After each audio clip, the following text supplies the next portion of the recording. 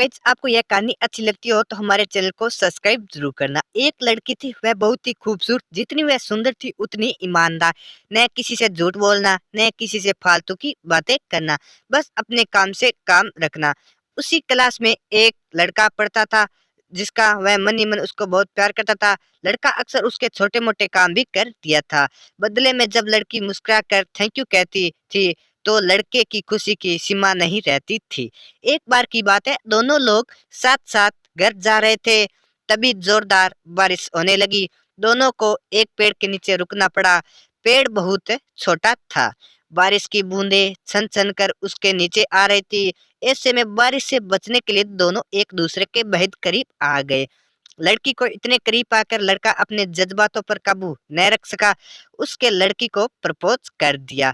लड़की भी मन ही मन उसको चाहती थी, इसलिए वह भी बहुत ही राजी हो गई और इस तरह दोनों का प्यार परवान चढ़ने लगा। एक बार की बात है, लड़की उसी पेड़ के नीचे लड़के का इंतजार कर रही थी।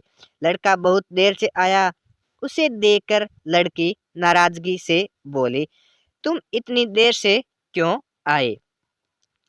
मेरी तो जान ही निकल गई थी। यह सुनकर लड़का बोला, जाने मन, मैं तुमसे दूर कहाँ गया था, मैं तो तुम्हारे दिल में ही रहता हूँ। तुम्हें यकीन न हो तो अपने दिल से पूछ लो। लड़के की इस प्यारी सी बात को सुनकर लड़की अपना सारा गुस्सा भूल गई और वह दौड़कर लड़के से लिपट गई। एक दिन दोनों लोग उसी पेड़ के नीचे बैठे बातें कर रहे थे। लड़की पेड़ के सहारे बैठी हुई थी और लड़का उसकी गोद में सर रखकर लेटा हुआ था। तभी लड़की बोली, जानू, अब तुम्हारी जुदाई मुझसे बर्दाश्त नहीं होती।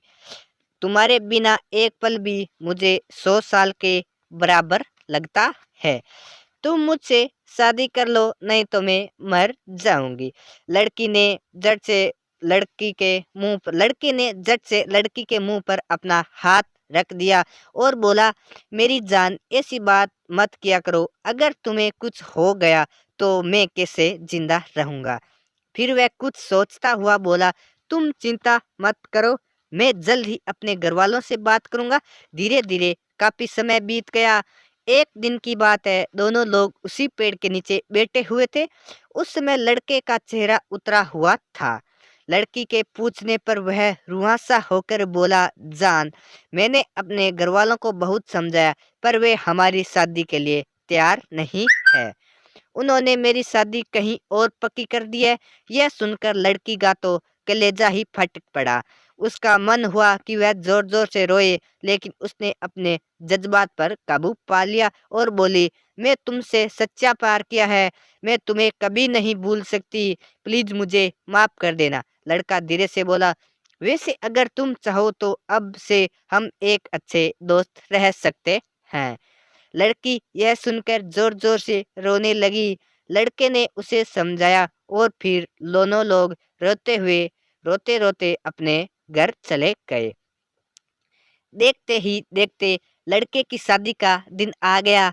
लड़के को यकीन था कि उसकी शादी में उसकी दोस्त जरूर आएगी, पर ऐसा नहीं हुआ। लड़की का भेजा हुआ एक गिफ्ट पैक उसे जरूर मिला। लड़के ने कांपते हाथों से उसे खोला। उसे देखते ही वह बेहोश हो गया। गिफ्ट पैक में और कुछ नहीं, खून से लथपथ लड़की का दिल रखा हुआ था और साथ ही में एक चिट्ठी जिसमें लिखा हुआ था, अरे पागल, अपना दिल तो लेते जा, वरना अपनी पत्नी को क्या देगा। इस तरह से गाइज हमारी कहानी समाप्त होती है। तो गाइज आपको यह हमारी हिंदी स्टोरी अच्छी लगती हो तो लाइक ज़रूर करना।